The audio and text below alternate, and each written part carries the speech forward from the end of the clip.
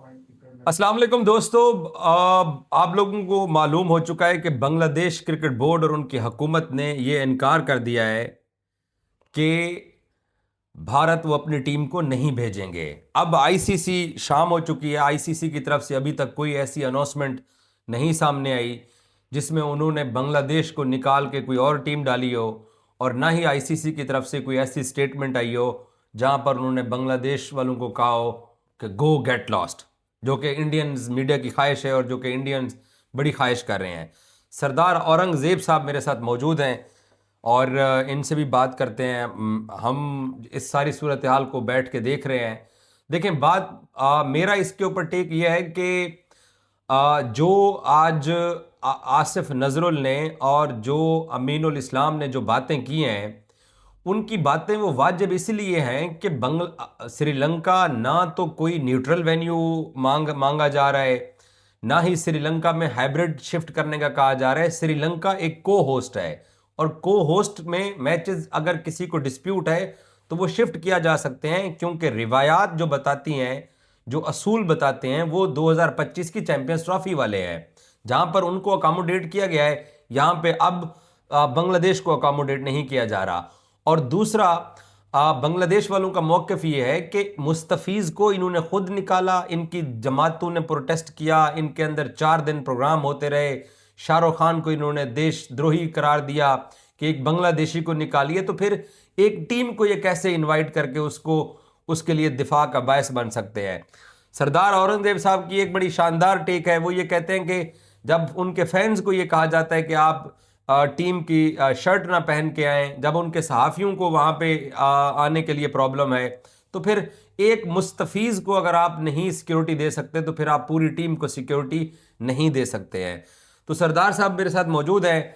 सरदार जी, Indians जो है हमारे पड़ोसी हैं, वो तो अब तो सरप्राइज उनको मिल गया। वो तो तवक्को नहीं कर रहे थे कि बांग्लादेश ऐसे कर सकता है। अब आप मुझे बताएं कि अब पिक्चर क्या है। अब आईसीसी इस वक्त क्या सोच रहा होगा, या आईसीसी मुश्किलात का शिकार है, या जो कल उन्होंने प्रेस रिलीज किया कि लॉजिस्टिकली हमारे लिए ये मुमकिन नहीं है कि हम ये सब कुछ कर सकें। देखिए, मुश्किलात तो हैं क्रिकेट के लिए, मुश्किलात हैं आईसीसी के लिए, बीसीसीआई के लिए। कल आपने देखा हो कि इंडियन मीडिया जिस तरह जश्न बना रहा था कि आईसीसी ने तो दो टोक अंदाज में कह दिया। उनका शायद सोचना ये था कि बांग्लादेश जो है वो घुटनों के पल आएगा और वो भाग के आएगा कि नहीं नहीं, हम इंडिया में खेलने जा रहे हैं या इंडिया में खेल लेंगे। अब चूंकि एक वाजिया डिसीजन आ गया है, एक मौकफ उनका जो था उस पर वो स्टैंड कर गए हैं, तो अब मुश्किलात बढ़ गई हैं। आज कुछ साफियों की ट्वीट्स भी आ रही थी कि ये खुशी का दिन नहीं है, ये क्रिकेट के लिए बड़ा अफसोसनाक होगा कि अगर बांग्लादेश नहीं खेलता। तो मेरे ख्याल में अब उसको समझ आ गई है कि बांग्लादेश को क्रिकेट की दुनिया से दूर करना या बाहर करना इतना आसान नहीं है।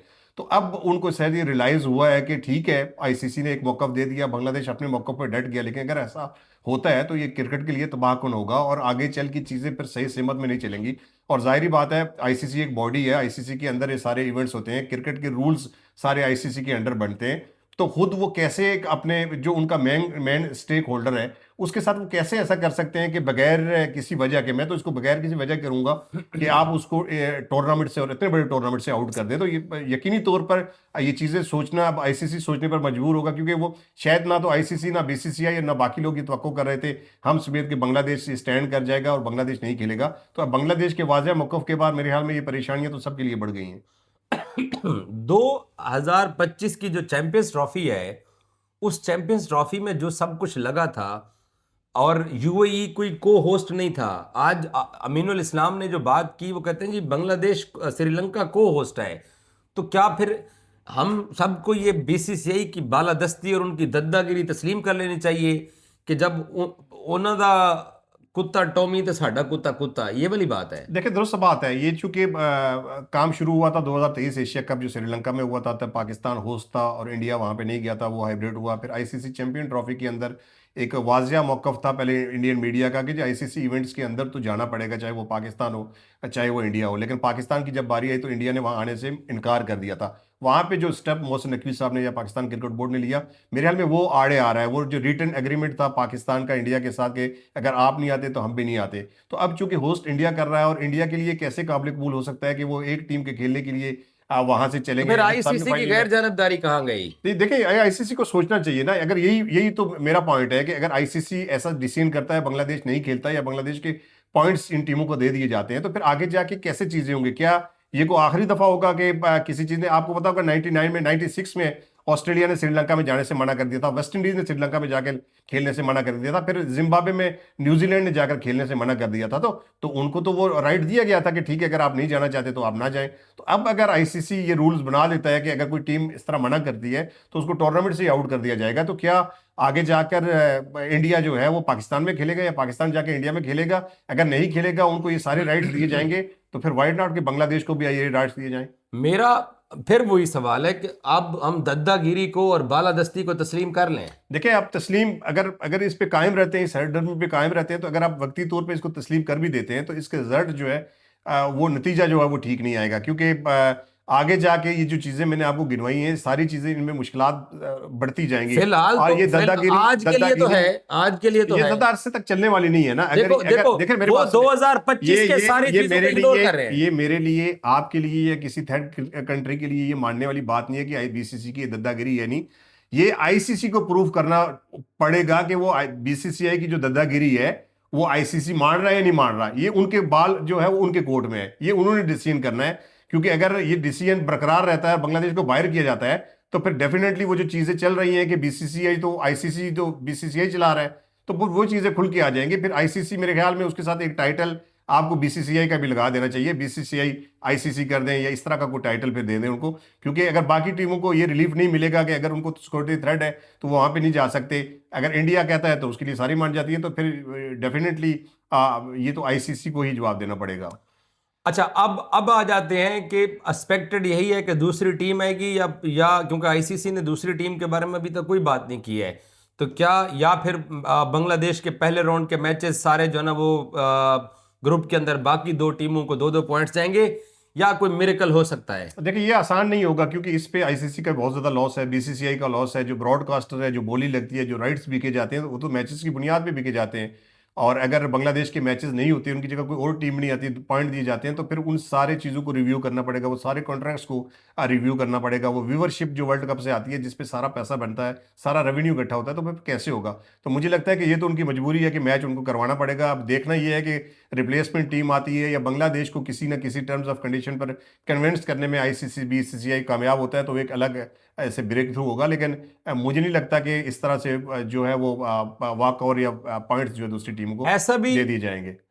ऐसा भी हो सकता है, ऐसा भी हो सकता है कि बीसीसीआई और सॉरी आईसीसी जय शाह और जो आईसीसी के जो बाकी स्टेक होल्डर हैं, जो ब्रॉडकास्टर्स हैं, वो ये सारे बांग्लादेश का सख्त स्टांस देखकर बीसीसीआई को कह दें कि भाई बिल्कुल ही हर चीज तबाह होने से बेहतर है उनको श्रीलंका ले जाओ।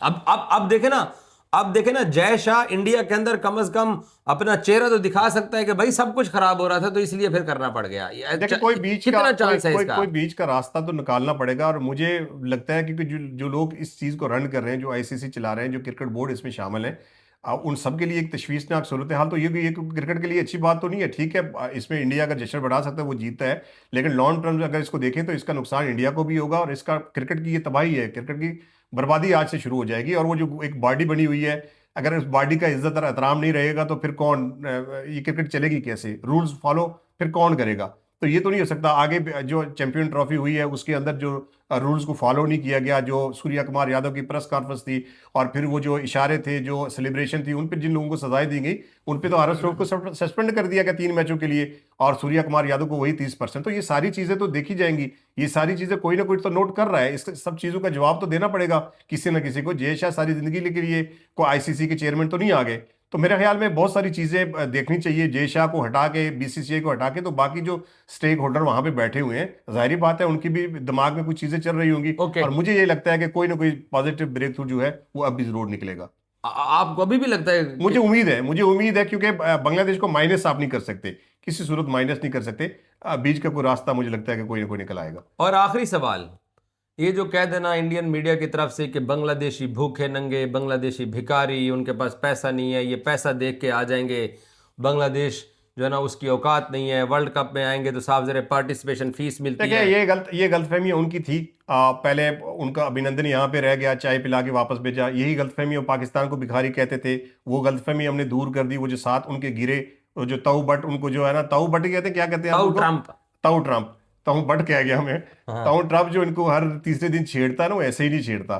तो वो इनके सारे शौक जो हैं, इनके सारे जो ख्यालात थे, जो ख्वाबों की दुनिया में रहते थे, जो फिल्मी दुनिया में रहते थे, क्योंकि फिल्मी में तो हर रोज ही पाकिस्तान फतह करते हैं, तो उसके बाद इनके दिमाग ठिकाने आ गए यार कि नहीं, कोई ताकत है ऐसी। और खुद इंडियन मीडिया अब इस बात को मानने पे तो आ गया है कि यार मोहसिन नकवी को एक बंदा तो ऐसे आया जिसने दुनिया की आंखों में आंखें डाल के बात की और क्रिकेट की दुनिया में उसने बताया। बांग्लादेश तो नहीं है, बांग्लादेश नहीं है भूखा पैसे का। कोई भी भूखा नहीं। अब कैसे किसी को भूखा कह देते हैं, कह सकते हैं आप? कैसे किसी वो कौम को ऐसे कहते कह हैं, सकते वो हैं? आपके पड़ोसी कहते हैं हर वक्त। सर वो पाकिस्तान के भी यही कह देते तो फिर सारा कुछ ठीक हुआ।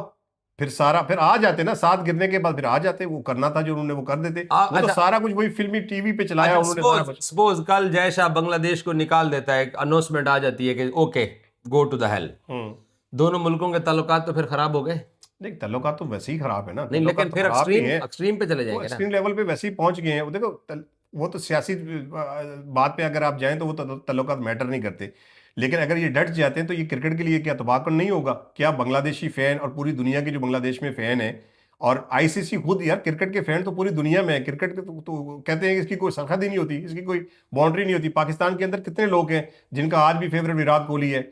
इंडिया के अंदर कितने लोग ऐसे होंगे जिनका आज भी फेवरेट बाबर आजम है, किसी का शाकिब अल हसन है?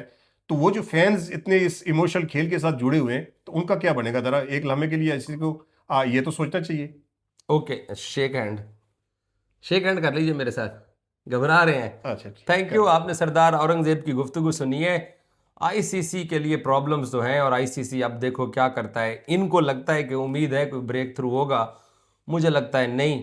भक्तों को खुश करने के लिए यही सबसे अच्छा तरीका था कि बांग्लादेश को निकाल के सबक सिखाया जाए। लेकिन ये बात दुरुस्त सरदार साहब कर रहे हैं कि आईसीसी भी आज से अंदर से क्रैक हो गया है और फिर इसके जो नुकसान आते हैं वो बहुत दूर तक रहेंगे और नज़र आते रहेंगे। Thank you so much.